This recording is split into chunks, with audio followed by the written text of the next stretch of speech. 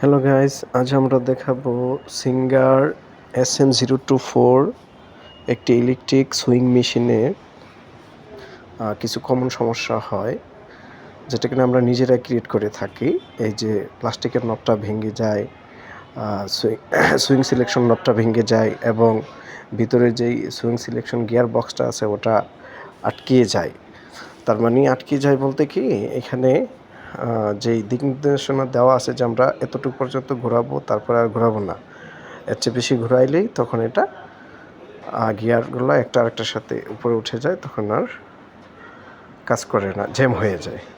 আচ্ছা, তারপর এটা ছাড়ানোর একদম ইজিলি ওয়ে হচ্ছে, আমরা প্রথমত কী করব, প্লাস্টিকের ক্যাবিনেটটা খুলে একটা নোজ প্লাস দিয়ে আমরা সুইং সিলেকশন যে গিয়ার বক্সটা আছে ওইটাকে ধরে জ্যামটা ছাড়িয়ে দেব।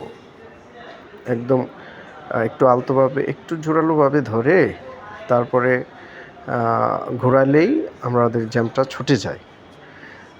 দেখবেন নিজের হাতে মোটামুটি শক্তি রেখে একটু ঘোরালেই ছুটে যাবে। ছুটে যাওয়ার পর তারপরে যখন ইজি হলে দেখবেন জ্যামটা ছুটে গেলেই আমাদের মেশিনটা একদম আগের মতোই ইজি হয়ে যাবে এবং স্বাভাবিক হয়ে যাবে। স্বাভাবিক হলে আমরা আবার নব লাগিয়ে সুন্দরভাবে ঘোরাইলে আগের মতো ইজিলি করবে তখন, এবং সেলাইও ঠিক হবে।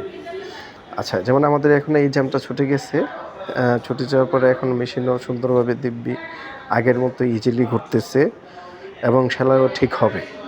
আচ্ছা, আমরা সেলাই করে দেখাবো আপনাদেরকে, কিন্তু আমার একটা পরামর্শ থাকবে যে এই যে গিয়ার বক্সটা তখনই জ্যাম হয়ে যায় যখন আমাদের এখানে একটা তীর চিহ্ন দেওয়া থাকে যে ডানে সর্বোচ্চ এতটুকু ঘুরবে এবং বামে সর্বোচ্চ এতটুকু ঘুরবে।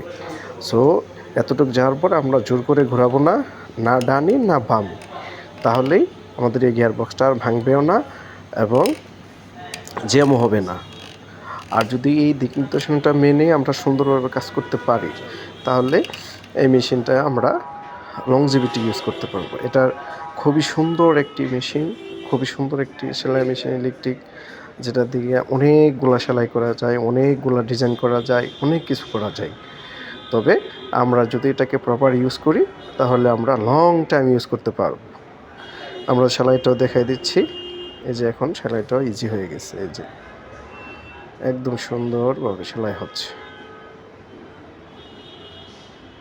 থ্যাংক ইউ গাইস, ভালো থাকবেন। ওকে, আল্লাহ হাফেজ।